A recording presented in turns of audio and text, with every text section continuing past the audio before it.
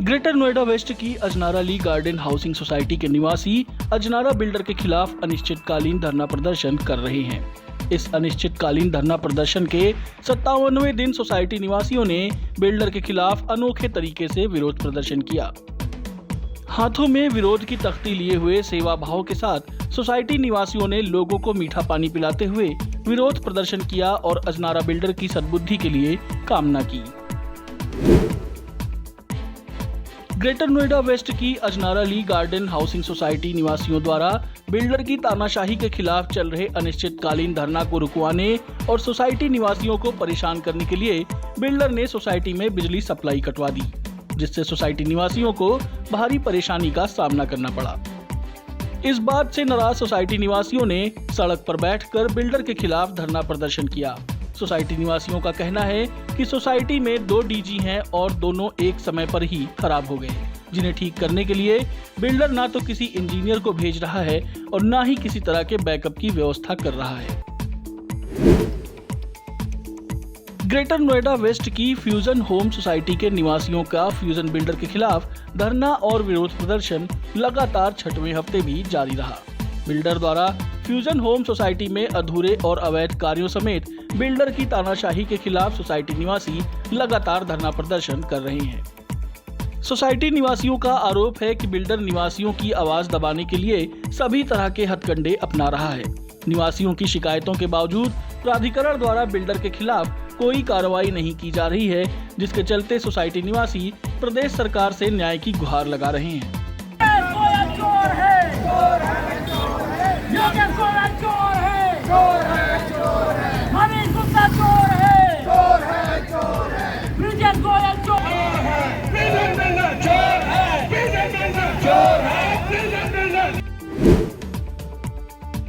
पहल welfare foundation और virtue health clinic के सौजन्य से ग्रेटर नोएडा वेस्ट की गौर सिटी स्थित जेकेजी पाम कोर्ट सोसाइटी में निःशुल्क स्वास्थ्य चेकअप कैंप का आयोजन किया गया।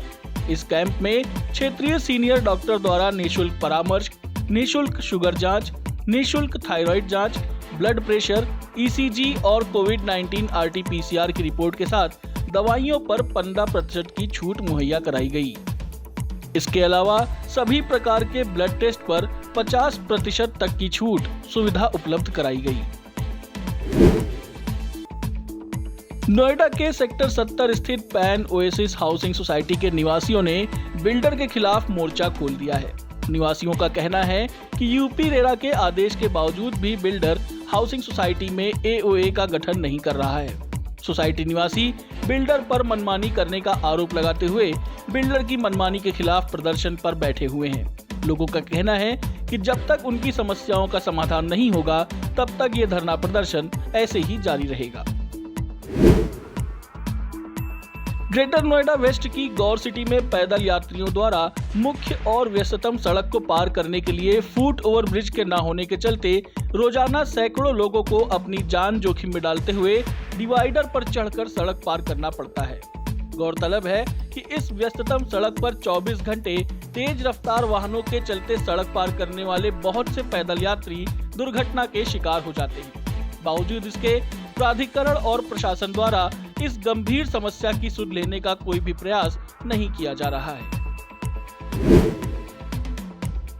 नोएडा प्राधिकरण ने सेक्टर 18 के व्यापारियों और जनता की तरफ से उठी मांग को ध्यान में रखते हुए पार्किंग की दरें कम कर दी हैं। ये नई दरें 1 जून से लागू की जाएंगी। अब 4 पहिया वाहनों की पार्किंग की पहले 30 मिनट के लिए 20 रुपए और 4 घंटे के लिए 50 रुपए देने होंगे।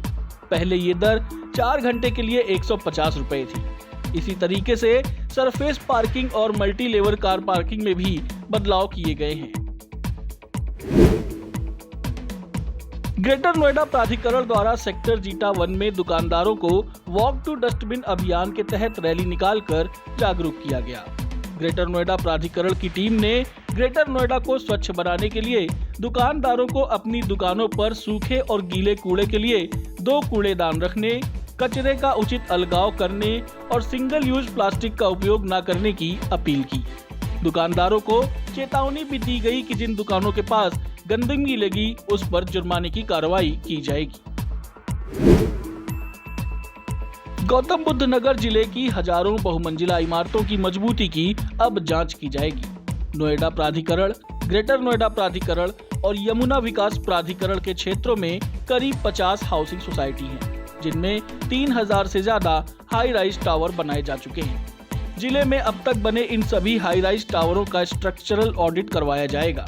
इसके अलावा कमर्शियल और इंस्टीट्यूशनल कॉम्प्लेक्स की संख्या करीब 200 है। ग्रेटर नोएडा विकास प्राधिकरण की हेडक्वार्टर बिल्डिंग को भी जांच के दायरे में रखा गया है। ग्रेटर नोएडा वेस्ट की अरिहंत आर्डेन हाउसिंग सोसाइटी में एसोसिएशन के चुनाव में निवासियों ने 2 टीमों में से 10 लोगों को विजयी बनाया है। इन चुनाव में निवासियों ने भारी मतों के साथ एक बार फिर से लोकेश त्यागी को सोसाइटी का सेक्रेटरी चुना है। सोसाइटी में एसोसिएशन के चुनाव में 2 टीम युवा शक्ति और थीम फॉर चेंज ने भाग लिया था। दोनों टीमों से सोसाइटी वासियों ने 10 लोगों को चुनकर आगे एसोसिएशन में काम करने के लिए भेजा है। पहली टीम युवा शक्ति से 10 लोगों और दूसरी टीम थीम फॉर चेंज से 9 लोगों ने चुनाव लड़ा था।